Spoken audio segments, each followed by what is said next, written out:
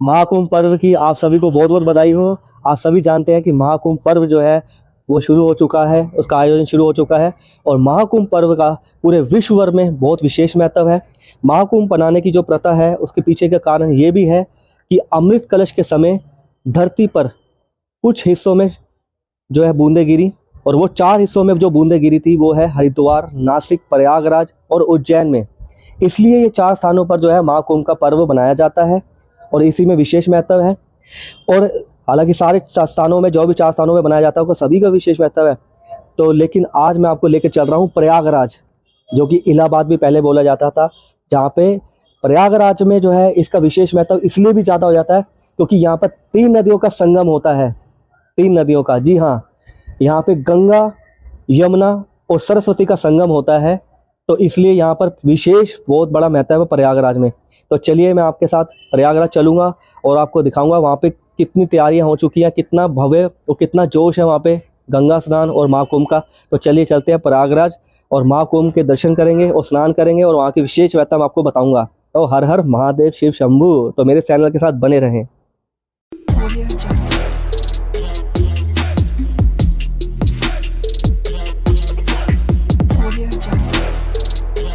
यहाँ तक रेल सुविधा आराम से मिल जाएगी और महाकुंभ के चलते प्रयागराज के लिए स्पेशल ट्रेनें भी चलाई जा रही हैं। आप भी महाकुंभ के लिए अगर प्रयागराज के लिए आ रहे हैं तो आप देखिए कि आपके शहर से कौन कौन सी स्पेशल ट्रेनें जो हैं वो प्रयागराज के लिए चलाई जा रही हैं।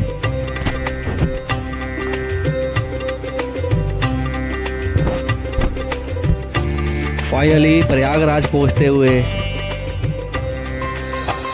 तो देखिए आप प्रयागराज पहुंच चुके हैं, इलाहाबाद के जो है रेलवे स्टेशन। और यहाँ का जो नज़ारा देखिए, कितनी तैयारी हो चुकी है, भव्य तैयारी हुई हुई है प्रयागराज में महाकुंभ की। तो बहुत ही एक्साइटेड है, तो पहुंच चुके हैं फाइनली। तो हर हर महादेव शिव शंभू।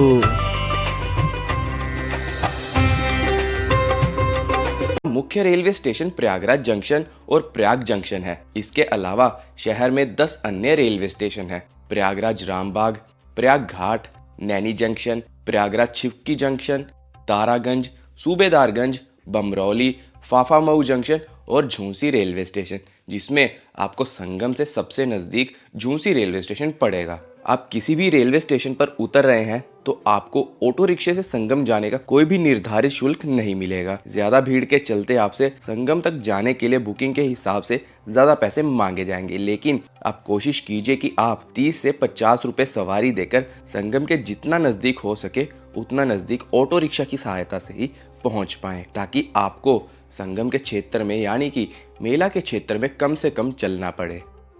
हमने भी मेला क्षेत्र में पहुंचने के लिए 2 ऑटो बदले और लगभग 80 रुपए प्रति व्यक्ति देकर मेला क्षेत्र के 18 सेक्टर में आ पहुंचे, जहां से संगम लगभग 1.5 किलोमीटर की दूरी पर था।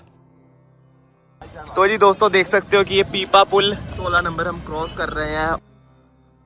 यात्रियों की सुविधा के अनुसार के लिए कुंभ मेले के दौरान पीपा पुल बनाए गए हैं, जिसकी सहायता से आप गंगा जी के एक छोर से दूसरे छोर तक आसानी से पहुंच सकते हैं। यात्रियों की भीड़भाड़, सूरज का अस्त होना और गंगा जी के बहाव की मधुर ध्वनि सुनते हुए हम भी मेला क्षेत्र के मध्य में आ पहुंचते हैं। तो ये दोस्तों देख सकते हैं कि शाम हो चुकी है और फिलहाल के लिए हम संगम की तरफ प्रस्थान कर रहे हैं, क्योंकि हमारे 2 भाई जो साथ में हैं उन्होंने स्नान करके वापस दिल्ली की ओर प्रस्थान करना है। देख सकते हो जी, गाड़ी लेट होने के कारण हमें संगम तक पहुंचते हुए क्या ही समय हो गया है। लगभग 4 बजे हमारी गाड़ी पहुंची थी जी प्रयाग जंक्शन पर, और उसके पश्चात ऑटो रिक्शा लेके संगम पे पहुंचते हुए हमें लगभग 6:15 हो गए हैं। ट्रैफिक इतना ज़्यादा है कि क्या बताएं, 1.5 से 2 घंटे लग गए हमें केवल संगम तक पहुंचने के लिए। संगम पर शाम में पहुंचने पर ज्यादा भीड़ का अनुभव नहीं हुआ और साथ के भाइयों ने यहाँ स्नान किया और संगम पर आशीर्वाद लेकर वापिस दिल्ली की ओर चल दिए। तो हमने सोचा क्यों ना हम स्नान अगली सुबह सूर्योदय के साथ ही करें।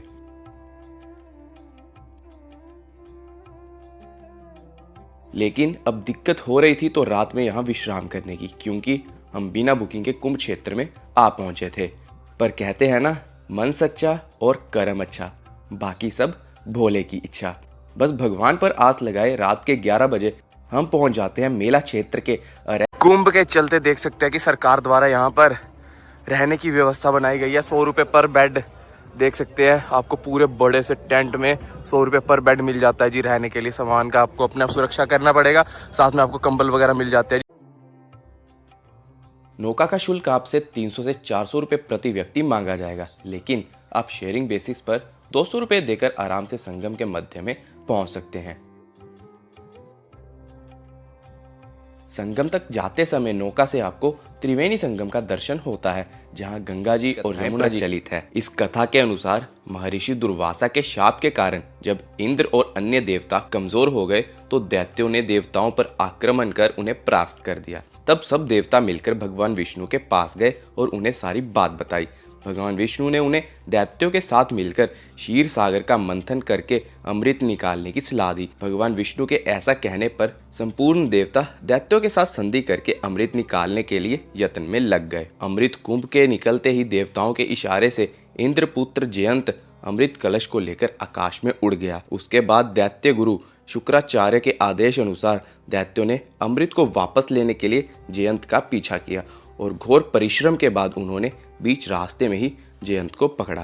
तत्पश्चात अमृत कलश पर अधिकार जमाने के लिए देव और दानवों में 12 दिन तक अविराम युद्ध होता रहा।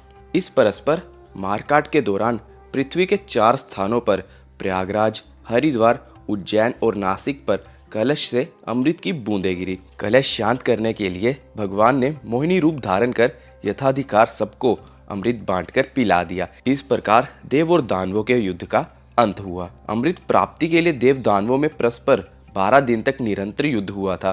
देवताओं के 12 दिन मनुष्य के 12 वर्षों के तुल्य होते हैं, अतएव कुंभ भी 12 होते हैं। उनमें से 4 कुंभ पृथ्वी पर होते हैं और शेष 8 कुंभ देवलोक में होते हैं, जिन्हें देवगण ही प्राप्त कर सकते हैं।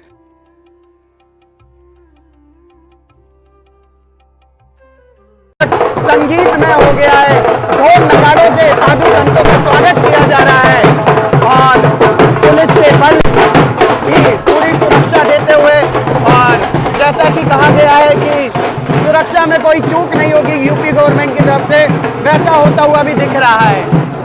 साधुओं की जो संख्या है उनको गिना नहीं जा सकता। पूरी तरीके से ये भूमि भगवामय हो गई है और साधुओं के पीछे पीछे पूरी पेशवाई आप देख सकते हैं। बहुत ही बड़ा इंडियन फ्लैग भी पीछे पीछे आ रहा है।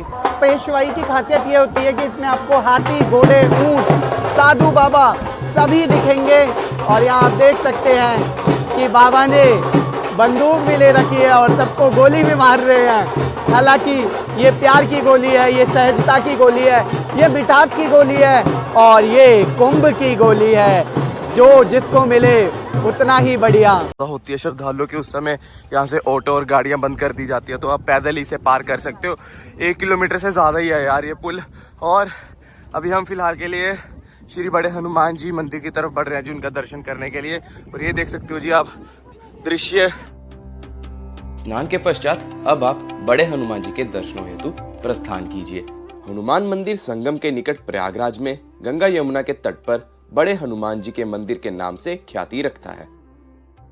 संगम नगरी में इन्हें बड़े हनुमान जी, किले वाले हनुमान जी, लेटे हनुमान जी और बांध वाले हनुमान जी के नाम से जाना जाता है।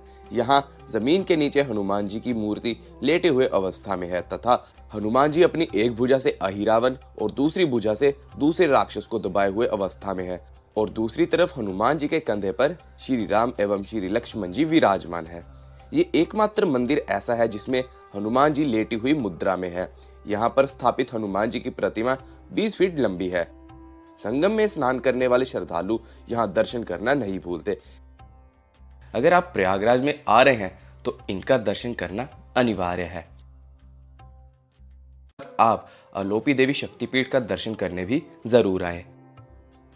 मां आलोपी देवी जी का यह भव्य मंदिर भारत के 51 शक्तिपीठों में से एक है। इस मंदिर की खासियत यह है कि इस मंदिर में किसी भी देवी की मूर्ति विराजमान नहीं है, बल्कि यहाँ पर एक लकड़ी का झूला है जिसकी पूजा की जाती है। आलोपी बाग नाम की उत्पत्ति हिंदू मान्यता में निहित है। अपनी पत्नी सती की मृत्यु के बाद शिव उनके मृत शरीर के साथ पूरे ब्रह्मांड में तांडव कर रहे थे। इस पीड़ा से मुक्ति दिलाने के लिए विष्णु जी ने सती माता के शव पर अपना चक्र फेंका। जिसके परिणाम स्वरूप शरीर के विभिन्न हिस्से भारत के विभिन्न स्थानों पर गिरे, जो कि देवी के शरीर के अंगों के स्पर्श से पवित्र हो उठे और इसीलिए उन सारी जगह को पवित्र शक्तिपीठ माना गया। इस स्थान पर माता के दाहिने हाथ की उंगलियां गिरी और गिरते ही वो विलुप्त हो गई। इसी कारण इस जगह को पवित्र आलोपी देवी का नाम दिया गया। आपका ज्यादा समय इन दोनों मंदिरों में ही चला जाएगा, तो शाम होने पर मेला क्षेत्र में आप वापिस आकर अखाड़ों में विराजे सिद्ध बाबाओं के दर्शन भी कर सकते हैं। यहाँ पे बहुत ही अच्छी सारे फूड कोर्ट प्रॉपर बना हुआ है जी, क्या बात है। छोले भटूरे, कचौड़ी, इडली और साथ में डोमिनोज। आप सबके लिए एक और जानकारी है कि संगम से 1 किलोमीटर पहले ही, 1 से 1.5 किलोमीटर पहले आपको ये रेलवे का काउंटर देखने को मिलने वाला है, जहां पर आकर आप रिजर्व्ड या फिर अनरिजर्व्ड टिकट ले सकते हैं। रेलवे स्टेशन जाने की आपको कोई ज़रूरत नहीं है, यहीं से आप अपना टिकट प्राप्त कर सकते हैं, मान्य टिकट प्राप्त कर सकते हैं जी, अपना सफ़र करने के लिए जी, कहीं भी किसी भी शहर की तरफ। हर महादेव, शिव शंभू, ओम नमः शिवाय। तो मुझे पूरी उम्मीद है कि आपको भी मानसिक तौर पे जो यात्रा आपने मेरे साथ की है प्रयागराज की, तो उसका फल भी आपको पूरा उतना ही मिलेगा जितना वहाँ जाकर होता है।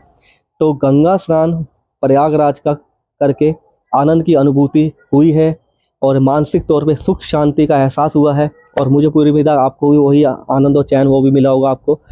तो वीडियो पसंद आई हो तो लाइक, शेयर, सब्सक्राइब करें और मेरे चैनल सनी दिलवासी के साथ बने रहें, ताकि हम आप मिलकर जो है ऐसे सुंदर सुंदर तीर्थ स्थल और उसका विशेष महत्व जान सकें और शेयर करते रहें। तो श्री कुंज बिहारी श्री हरिदास महाकुंभ पर्व की आप सभी को ढेर सारी बधाई हो।